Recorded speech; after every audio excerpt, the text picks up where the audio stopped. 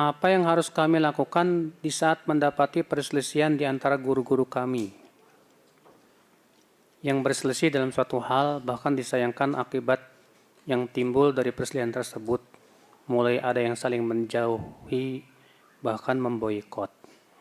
Saudaraku, kalau itu perselisihan dalam masalah akidah, yang itu sudah jelas ijma' seluruh ulama, di mana yang satu tidak mau ngikutin akidah Ahlussunnah, yang satu tetap berpegang kepada akidah Ahlussunnah, maka antum nggak boleh berguru orang yang tidak mau ngikutin akidah yang benar.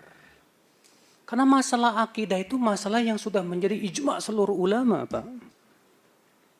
Maka para ulama ketika menjelaskan umatku akan berpecah menjadi 73 golongan, satu di surga, 72 di neraka. Apa kata mereka?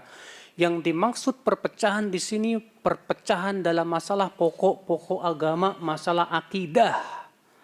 Tapi kalau itu perbedaannya masalah yang sifatnya apa? Ijtihadiyah. Ingat, ijtihadiyah. Ya, apa sih ijtihadiyah itu? Itu masalah yang tidak ada nas yang sharih dalam masalah tersebut. Dan diperbolehkan untuk berijtihad. Maka tidak boleh itu yang menyebabkan kita akhirnya berantem. Nggak boleh, Pak. Banyak di antara kita tidak bisa membedakan masalah ijtihadiyah dan masalah khilafiyah. Pak, ini pembahasannya panjang dan pernah saya bahas kalau nggak salah di sini. Tentang hakikat ikhtilaf ulama. Apa bedanya khilafiyah dengan ijtihadiyah? Apakah setiap ijtihadiyah khilafiyah? Apakah setiap khilafiyah ijtihadiyah? Iya, itu pembahasannya sebetulnya sudah pernah saya bahas. Iya. Yang jelas secara ringkas saja, ijtihadiyah itu adalah perkara-perkara yang memang tidak ada nas yang jelas dan tegas dalam permasalahan itu dan diperbolehkan untuk berijtihad. Adapun khilafiyah adalah perkara yang diperselisihkan, tapi tidak setiap yang diperselisihkan bisa diterima dalam syariat. Contoh, perbedaan antara Ahlussunnah dengan Mu'tazilah. Berselisih dalam banyak perkara masalah akidah, tapi itu perselisihan yang tidak boleh diterima. Karena Mu'tazilah menyimpang. Mu'tazilah mengatakan akal lebih tinggi dari dalil. Mana bisa diterima pemahaman seperti itu, Pak? Mu'tazilah mengatakan Al-Quran makhluk. Tidak mungkin bisa diterima karena seluruh ulama sepakat bahwa Al-Quran bukan makhluk. Itu firman-firman Allah subhanahu wa ta'ala. Masalah yang sifatnya akidah, yang itu landasan Islam dan pokok-pokok Islam yang sudah menjadi ijma' para ulama, tidak diperkenankan kita untuk menyelisihinya. Kalau ada yang menyelisihinya, maka dia telah sesat jalan. Ya. Jadi perbedaan antara ustadz tersebut masalah apa dulu nih? Kalau masalah ijtihadiyah biasa terjadi, Pak. Cuma masalahnya murid-muridnya aja yang blow on. Yang bikin ribut tuh murid-muridnya. Karena sebetulnya itu masalah ijtihadiyah. Ustadz ini berpendapat begini, ustadz ini kemudian yang di bawahnya yang ribut tuh. Dianggap itu masalah apa? Pokok yang tidak boleh diselisihi. Pokoknya yang dikatakan ustadz saya sejajar dengan wahyu. Dia tidak mengatakan begitu, tapi secara perbuatan begitu. Iya kan? Seakan-akan semua yang diucapkan oleh ustadznya sebuah kebenaran yang tidak boleh diselisih. Wah, itu kalau sudah seperti itu bahaya, Pak. Berarti antum nuh hakikatnya berpindah dari satu hizbiyah ke hizbiyah yang baru. Iya.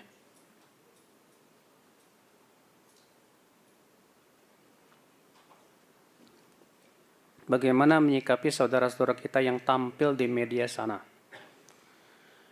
Bahkan sebagian masa ada yang mengenal sebagai dai. Saudara-saudara tersebut di dalam materinya gemar berceritakan dosa-dosa masa lalunya. Dan hal tersebut bisa dijadikan bahan untuk motivasi anak-anak yang mau hijrah. Dibolehkan atau tidak? Menceritakan tentang pengalaman buruk kita, dosa kita yang lalu, boleh sekali-kali. Jangan jadikan kebiasaan. Dalilnya hadis tentang 3 orang yang tidak ikut perang Mu'tah. Di antaranya siapa? Siapa namanya? Hah? Ka'ab bin Malik. Cerita beliau tentang kisah dulu beliau nggak ikut sampai kemudian beliau dapat taubat, diberikan taubat oleh Allah.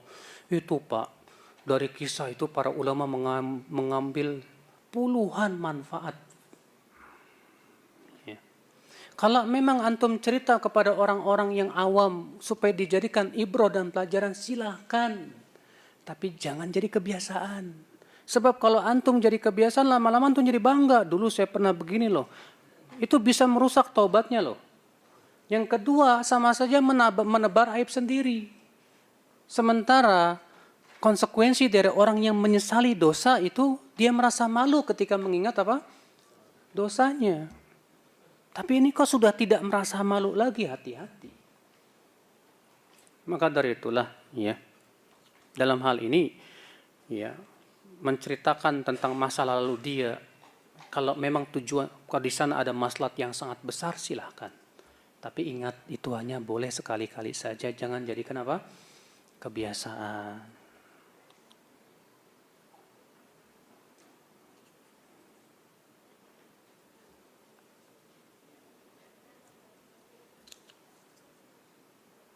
Bagaimana menyikapi sebagian manusia menganggap bahwa masjid serta nyanyian-nyanyian positif itu dibolehkan di tengah manusia? Pak, apa pernah kita mendengar dahulu para sahabat nyanyi-nyanyi di masjid? Para tabi'in, para tabi'ut tabi'in. Disebutkan dalam riwayat Abu Daud, Pak. Rasulullah SAW masuk ke dalam masjid. Rupanya para sahabat masing-masing sedang sholat sunnah dan mengeraskan bacaannya. Apa kata Rasulullah, Pak? Kata Rasulullah apa? Ala inna kullakum munajin rabbah, fala yajhar ba'dukum ala ba'din biqira'atih. Ketahuilah sekalian ini masing-masing sedang bermunajat kepada Rabbnya. Maka janganlah sebagian kalian mengeraskan suaranya dengan bacaannya tersebut mengganggu saudaranya. Lihat Pak, kalau kita mengeraskan bacaan Al-Quran saja bisa mengganggu saudara kita yang sedang sholat, itu nggak boleh dalam syariat. Nggak boleh. Itu yang dibaca Al-Quran loh Pak. Apalagi cuma sebatas nyanyian-nyanyian. Ya. Imam Malik mengatakan apa? Al-ghina mumbitun nifaq, nyanyian itu menimbulkan kemunafikan. Tuh lihat. Ibnu Qayyim berkata apa? Al-ghina ruqyatuz zina. Nyanyian itu ruqyah kepada zina. Tuh. Oh, ucapan ulama tentang nyanyian rata-rata enggak bagus, Pak.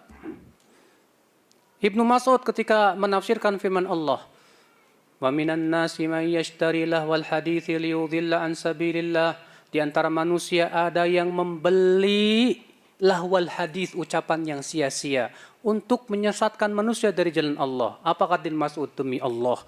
Yang dimaksud ayat itu adalah nyanyian. 3 kali beliau bersumpah demi Allah. Kok kemudian jadi kebiasaan di masjid? Ini aneh. Al-Quran saja kalau itu mengganggu orang yang sedang ibadah nggak boleh. Banyak masjid Pak di setel Al-Quran kencang-kencang. Sementara di dalam masjid itu ada yang sedang sholat, ada yang baca Quran, keganggu semuanya gara-gara itu. Memangnya semua orang bisa mendengarkan Al-Quran? Ada yang sedang sakit, ada yang sedang istirahat, dan yang lainnya terganggu semua itu. Kalau adzan gimana? Adzan maslahatnya besar. Mengingatkan orang apa? Sholat. Itu kewajiban terbesar setelah 2 kalimat syahadat. Siapapun yang sedang sholat, yang sedang ibadah sunnah, yang sedang istirahat, kalau dengar adzan, segera sholat. Karena itu yang lebih utama. Maka dari itulah saudara-saudaraku sekalian, ya, jangan suka, biar orang dengar semua bacaan Al-Quran. Biar mereka nggak lalai. Lah, terus orang yang lagi kerja disuruh ngedengerin Quran gitu. Orang yang sedang ibadah, sibuk suruh ngedengerin Quran, dia apa? Bagaimana itu? Gak bisa saudaraku sekalian. adabnya kalau dibacakan Al-Quran, dengar dan diam. Jadi gara-gara dia tuh baca Quran keras-keras, semua orang suruh dengar dan diam. Sulit, Pak. Maka dari itulah saudaraku sekalian, ini ya sikap-sikap egois di zaman sekarang, lalu kemudian mencari berbagai macam pembenaran demi untuk membenarkan sikapnya yang sebetulnya sudah sangat jelas-jelas bertabrakan dengan dalil dari Rasulullah SAW dan kaidah-kaidah syariat. Ya. Fa'allahul musta'an.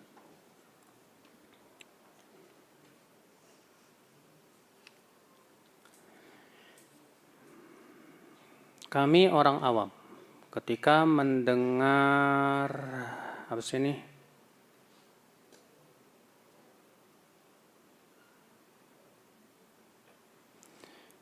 Taklim di berbagai macam tempat, kita melihat mereka saling merasa benar, Ustadz. Emang ada gitu orang yang merasa sesat? Ada nggak? Fir'aun nggak merasa sesat, Pak. Allah mengatakan dalam surat Ghafir apa? Qala fir'aunu ma urikum illa ma ara wa ma ahdikum illa sabila rasyad. Berkatalah Fir'aun, aku tidak memandang untuk kalian kecuali yang aku pandang baik.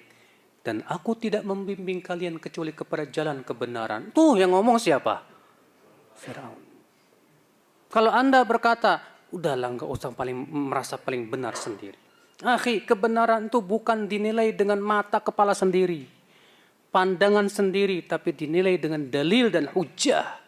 Al-Quran sudah menjelaskan, hadis sudah menjelaskan, para sahabat semua sudah menjelaskan, tinggal kita gali dan gali. Siapa yang bersungguh-sungguh mencari, dia akan dapat. Tidak semua orang bawa dalil Al-Quran dan hadis pemahamannya sahih, Pak. Saya sudah sebutkan tadi contohnya. Orang Khawarij bawa Al-Quran, bawa hadis, tapi pemahamannya menyimpang. Kenapa? Karena mengandalkan pemahaman sendiri. Maka dari itulah ya akhwal Islam. Memang di zaman sekarang mengerikannya kenapa, Pak? Mengerikannya karena ilmu kita sedikit, syubhat terlalu banyak, sehingga mata kita terhalang untuk melihat kebenaran.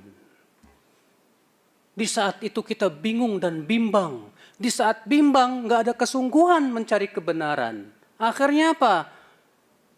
Akhirnya dia mencetuskan ucapan, udahlah jangan merasa paling benar sendiri. Padahal sebetulnya lagi bingung. Wallahi, kalau dia nggak bingung dan tahu ini hak ini batil, dia nggak akan mengucapkan seperti itu. Nggak bakalan. Maka dari itulah saudaraku sekalian, ikhwatul Islam, kewajiban kita di zaman ini, kuatkan ilmu kita. Kuatkan ilmu kita. Semakin kuat ilmu, semakin kita bisa melihat dengan jelas ini hak, ini batil. Ya. Sekarang ada nggak sih Pak ulama terdahulu yang mengatakan kepada ulama lainnya, kamu jangan merasa paling benar sendiri ya. Ini dia Imam Malik, Imam Syafi'i dengan Imam Ahmad berdebat masalah hukum orang yang meninggalkan sholat. Apa kata Imam Syafi'i? Ya Ahmad, aku mendengar kamu mengatakan bahwa orang yang meninggalkan sholat walaupun sekali kafir, murtad dari agama Islam. Kata Imam Ahmad, betul. Apa kata Imam Syafi'i? Apa hujahmu? Lalu Imam Ahmad membawakan hujahnya. Imam Syafi'i membawakan hujahnya. Mereka berdialog untuk mencari kebenaran. Ya. Tidak ada satupun Imam Syafi'i mengatakan, udahlah kamu jangan merasa paling benar sendiri. Enggak bisa. Kita ini masalahnya dalilnya sudah jelas Pak. Al-Quran, hadis, pemahaman sahabat, dan yang kewajiban kita sungguh-sungguh menggali.